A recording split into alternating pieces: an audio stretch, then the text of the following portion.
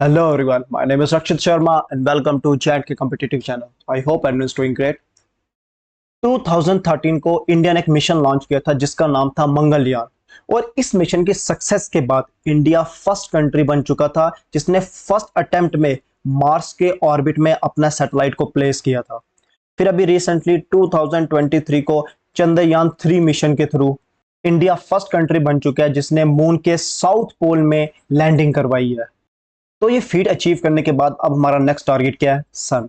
और सन की स्टडी करने के लिए हमने आदित्य L1 मिशन को लॉन्च किया जो इंडिया का फर्स्ट सोलर मिशन है। तो आखिर ये आदित्य मिशन है क्या, इसकी सिग्निफिकेंस क्या है, इसमें पेलोड कौन से यूज किए गए हैं, इसमें रॉकेट सिस्टम कौन सा यूज किया गया हुआ है, इन सभी के बारे में हम आगे पढ़ने वाले हैं। The PSLV variant also launched India's first mission to Moon and Mars for launching its Aditya L1 mission। देखिए जो PSLV रॉकेट सिस्टम यूज किया गया है, polar satellite launch vehicle system, ये फर्स्ट टाइम यूज नहीं किया जा रहा है, ये पहले भी मिशंस में यूज किया जा चुका है। जो चंद्रयान 1 मिशन था, चंद्रयान 2 मिशन था, उसे PSLV के थ्रू किया गया था। अभी जो चंद्रयान 3 मिशन था उसे GSLV सिस्टम के थ्रू यूज किया गया था। But at the same time जो मिशन मार्स हुआ था 2013 में, उसमें भी हमने PSLV लॉन्च व्हीकल यूज किया था और उसी सेम व्हीकल से हमने आदित्य L1 मिशन को लॉन्च किया है। The Indian Space Research Organization will be using the variant of Polar Satellite Launch Vehicle, which also launched India's first mission to Moon and Mars. The Aditya L1 spacecraft is scheduled to be launched by Polar Satellite Launch Vehicle on September 2, 2023 at 11:50 from Sriharikota। देखिए from Sriharikota से इसे launch कर दिया गया है already और PSLV के through किया गया है। कब किया गया इसे? सितंबर 2 में। देखिए this is the 59th flight, ये 59th फ्लाइट है PSLV रॉकेट सिस्टम की। But at the same time ये 25th मिशन है एक्सेल वेरिएंट का, जो PSLV का एक्सेल वेरिएंट होता है।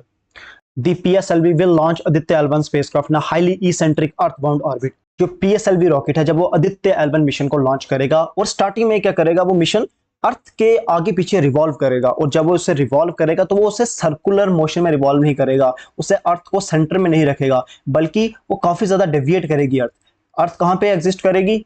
इस पोर्शन के आसपास। और देखिए ये सेंटर से काफी ज्यादा दूर है, तो इसे क्या कहते हैं? Eccentric orbit. According to ISRO, the spacecraft shall be placed in a hollow orbit around the Lagrange point L1 of the Sun-Earth system, which is about 1.5 million kilometre away from the Earth। देखिए जो इसरो का Aditya L1 mission है उसे एक hollow orbit में रखा जाएगा, क्योंकि मोस्ट ऑफ द टाइम अगर हम कोई सैटेलाइट लॉन्च करते हैं तो उसे मोस्ट ऑफ द टाइम हम उसे सर्कुलर पाथ में रखते हैं, बट ये हॉलो ऑर्बिट होता है। और हॉलो ऑर्बिट बेसिकली बनता कैसे है? अगर कोई भी दो हेवनली बॉडीज होती हैं, लाइक वन इज अर्थ और सेकंड वन इज सन, और जिस पॉइंट में वो एक दूसरे की ग्रेविटेशनल पुल को बैलेंस आउट कर देते हैं, तो उस पॉइंट में सैटेलाइट रखने पर वो एक हॉलो ऑर्बिट को क्या करता है? फॉलो करता है। और वो पॉइंट कौन सा होता है? Lagrange point 1। और देखिए ये सिर्फ इकलौता पॉइंट नहीं है लैग्रेंज पॉइंट 1, बेसिकली 5 टाइप के पॉइंट होते हैं, जैसे आप देख सकते हो यहाँ पे Lagrange point 1, Lagrange point 2, point 3, point 4, point 5। Satellite को इन लैग्रेंज पॉइंट में प्लेस करने के अलग अलग बेनिफिट्स हैं। देखिए फर्स्ट ऑफ ऑल जो लैग्रेंज पॉइंट 1, 2 और 3 एक स्ट्रेट लाइन में आते हैं। अगर हम इससे मान लेते हैं ये सन है और ये अर्थ है, तो हमने एक स्ट्रेट लाइन यहाँ पे रख दी। तो डिपेंड करता है कि हम कौन सी पोजीशन में उसे रख रहे हैं। सन और अर्थ के बीच में रख रहे हैं तो यहाँ पे लैग्रेंज पॉइंट 1 आ जाएगा।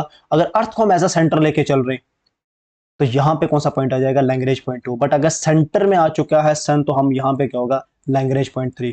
और इन तीनों पोजीशन में सैटेलाइट को प्लेस करने के अपने अलग बेनिफिट हैं। क्यों? क्योंकि अगर हम L1 पर सैटेलाइट को प्लेस करना चाहते हैं तो ऑब्वियस सी बात है हम क्या करना चाहते हैं? सन की स्टडी करना चाहते हैं, हम सन के मास इजेक्शन को पढ़ना चाहते हैं, हम उसके कोरोनल डिस्चार्ज के बारे में पढ़ना चाहते हैं। But at the same time अगर हमने यूनिवर्स को पढ़ना है और हम चाहते हैं कि जो सन की रेज हैं वो ज्यादा इफेक्ट ना करें, तो हम उसको अर्थ के पीछे रखने की कोशिश करेंगे ताकि उसको थोड़ा शेडो पोर्शन मिल सके और वो हम यूनिवर्स को उससे स्टडी कर सकें। तो हम कब कहां पे उसे रखेंगे? लैग्रेंज पॉइंट 2 में।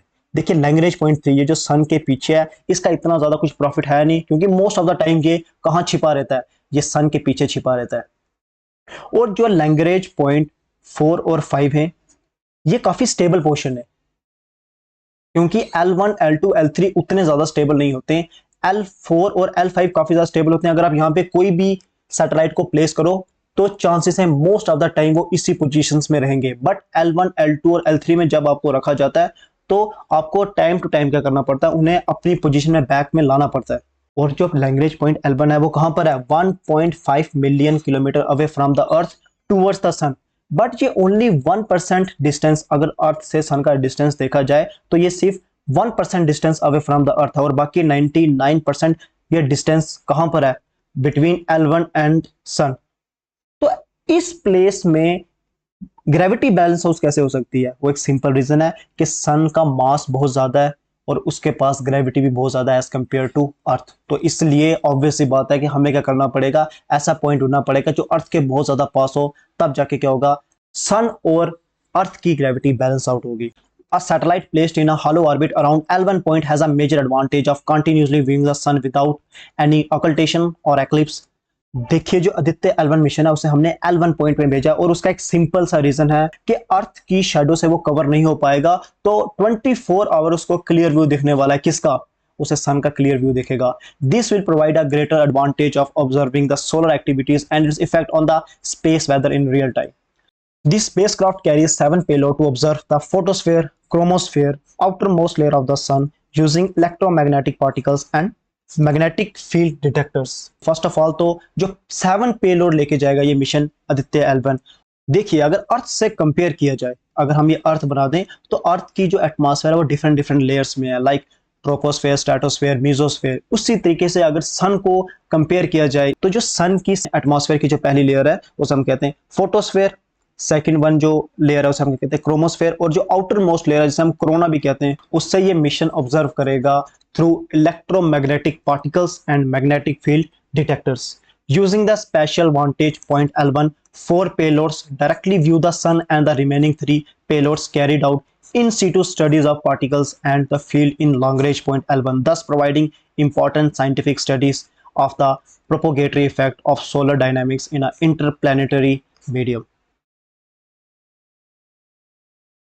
Aditya L1 stays in a orbit around Earth for 16 days। देखिए जो 126 डेज की जर्नी होने वाली है उसमें से फर्स्ट 16 डेज जो आदित्य है वो कहां पे रहेगा, वो अर्थ के ऑर्बिट में रहेगा, to gain the necessary velocity for its long journey toward the sun. उस धीरे धीरे वो क्या करता जाएगा, अपनी वेलोसिटी को इंक्रीज करता जाएगा, क्योंकि जिस ऑर्बिट में उसे प्लेस करना है वहां पहुंचने के लिए उसे सफिशिएंट वेलोसिटी चाहिए। Subsequently Aditya L1 will undergo a trans lagrangian L1 insertion manoeuvre marking the beginning of its 110 day, और जो बाकी 110 डे होंगे उस जर्नी की बिगिनिंग वहीं से शुरू होने वाली है। Trajectory to the destination around L1 Lagrange point, और 110 डे जब वो अपने सफर कर लेगा उसके बाद वो जाके कहां पहुंचेगा, L1 पॉइंट के पास। Upon arrival at the L1 point, another maneuver binds Aditya L1 to a orbit around L1, a balanced gravitational location between earth and sun. क्योंकि आप देखिए 110 डेज वो लगा देगा कहां पहुंचने में, L1 में पहुंचने के लिए, बट उसकी वेलोसिटी बहुत ज्यादा होगी, तो एक और मैन्यूवर लगाया जाएगा जिसकी वजह से उसकी वेलोसिटी कम की जाए ताकि उस ऑर्बिट में वो क्या हो सके, बाइंड किया जा सके उसे।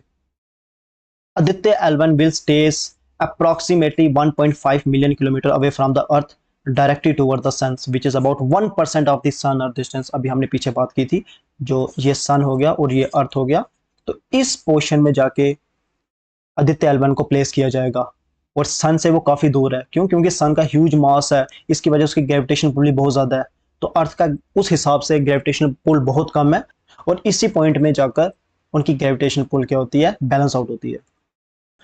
The source of the L1 payloads are expected to provide the most crucial information to understand the problem of coronal heating। देखिए हमने ये मिशन भेजा क्यों है, हमने बेसिकली मिशन भेजा है सन की स्टडी करने के लिए, और सन में हम क्या क्या स्टडी कर सकते हैं, कोरोनल हीटिंग। कोरोनल हीटिंग क्या हो गया, देखिए जो ये सरफेस है किसकी, सन की सरफेस का टेम्परेचर हार्डली कितना है, 1000 डिग्री केल्विन, बट हम अगर उसकी एटमॉस्फेयर की बात करें, इस पोर्शन की बात करें, तो यहाँ पे मिलियंस ऑफ डिग्री सेल्सियस है। तो आखिर ये कैसे हो सकता है, जिस सोर्स से हीट निकल रही है उसका टेम्परेचर कम है, but at the same time जो हीट निकल रही है उसका टेम्परेचर बहुत ज्यादा है। कोरोनल मास इजेक्शन, जो सन क्या करता है, कभी कभी अपना मेजर चंक क्या कर देता है, इजेक्ट कर देता है अपनी बॉडी से। उसके पीछे का रीजन क्या होता है, प्री फ्लेयर कंडीशंस, क्योंकि अर्थ में जो फ्लेयर्स कंडीशंस आती हैं उससे पहले की कंडीशंस कैसी होती हैं, और फ्लेयर कंडीशन आने के बाद, एक्टिविटी आने के बाद उनकी कैरेक्टरिस्टिक्स क्या होती है। डायनामिक्स ऑफ स्पेस वेदर, हमने स्पेस के वेदर के बारे में पढ़ना है, propagation of particles and field through space, इन सभी के बारे में हमने क्या करना है, इस मिशन के थ्रू पढ़ना है। और जो 7 पेलोड ऑन द सैटेलाइट है वो कौन कौन से, visible emission line, coronagraph, solar ultraviolet imaging telescope, solar low energy X-ray spectrometer, high energy L1 orbiting X-ray spectrometer, Aditya solar wind particle experiment, plasma analyser package for Aditya and advance tri axial high resolution digital magnetometers. और ये 7 पे load हैं जिसकी वजह से हमें इन factors के बारे में पता चलने वाला है कि आखिर इन फैक्टर्स के पीछे का रीजन क्या है। तो बात की जाए पीएसएलवी के बारे में तो इसे इसरो का वर्क हॉर्स माना जाता है। जो सबसे ज्यादा सक्सेस रेट है, इसके सबसे ज्यादा मिशन इसने अचीव किए हैं, वो किसने अचीव किए हैं? पीएसएलवी रॉकेट ने। Often dubbed as ISRO's trusted workhorse, the 4th stage PSLV has variant. देखिए ये कितनी स्टेज है, इसमें 4 स्टेजेस हैं। Has variant that features 6 XL variant. और पीएसएलवी सिर्फ एक रॉकेट सिस्टम नहीं है, उसमें डिफरेंट डिफरेंट वेरिएशंस आती रहती हैं according to the need of the mission. तो उसमें कौन कौन से वेरिएंट है? एक्सेल वेरिएंट, 4 क्यूएल वेरिएंट है और 2 डीएल वेरिएंट है। Rocket strap on Motors. Rocket strap on motor क्या हो गया कि अगर आप कोई पेलोड भेज रहे हो, कोई सैटेलाइट भेज रहे हो, तो उसके साथ जो बूस्टर लगे रहेंगे जो पूरा अपना फ्यूल इजेक्ट करने के बाद अपने आप को सैटेलाइट से अलग कर देते हैं, उसे कहते हैं rocket strap on Motors.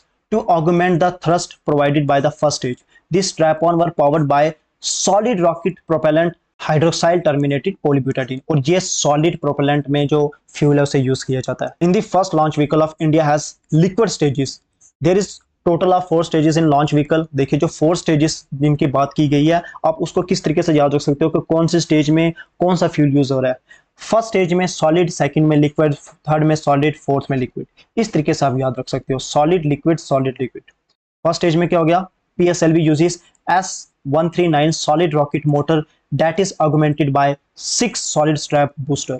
Second stage की बात चल रही है, अब इसमें क्या होगा? लिक्विड के बारे में बात की जा रही है। PSLV uses an earth-storable liquid rocket engine for its second stage, known as Vikas engine, developed by Liquid Propulsion System Center. और जो थर्ड स्टेज होगी, then again वो solid होगी, is a solid rocket motor that provides the upper stage high thrust after the atmospheric phase of the launch. Fourth stage कौन सी होगी? PS4 is the uppermost stage of PSLV comprising of 2 earth-storable liquid engines. It can carry the payload of 1750 kg to the sun synchronous polar orbit. देखिए PSLV जो rocket system है उसकी capability है कि वो 1750 kg of the payload वो कहां पे लेके जा सकता है? सन सिंक्रोनस ऑर्बिट में। और ये सन सिंक्रोनस ऑर्बिट क्या होता है कि एक ऐसा ऑर्बिट जहां पे सैटेलाइट के रेफरेंस पे जो सन है वो एक ही पॉइंट पे हमेशा रहता है। और इसका एल्टीट्यूड कितना होता है? About 600 kilometres. It can carry the payload of 1425 kg to the geosynchronous and geostationary orbit. और ये कितना पेलोड लेके जा सकते हैं PSLV? 1426 kg to the geosynchronous. Geosynchronous क्या हो गया कि अब अर्थ के रेफरेंस में हम उसे ले रहे हैं, जियोस्टेशनरी हम इसको अर्थ के रेफरेंस में ले रहे हैं। अगर अर्थ को ये ले लिया जाए और अगर आप आसमान की तरफ देखो और एक सैटेलाइट आपकी विजन में ही रहे, आपकी फील्ड ऑफ विजन में हमेशा रहे, तो उसे हम क्या कहते हैं? Geostationary orbit. और ये ऑर्बिट काफी दूर होता है, अप्रोक्सीमेटली 36,000 किलोमीटर के एल्टीट्यूड में होता है, तो इसलिए पेलोड ज्यादा इतना नहीं भेजा जा सकता। और 1426 kg का पेलोड हम जियोसिंक्रोनस या जियोस्टेशनरी ऑर्बिट में भेज सकते हैं। So thanks for joining in, मिलते हैं आपको नेक्स्ट टाइम।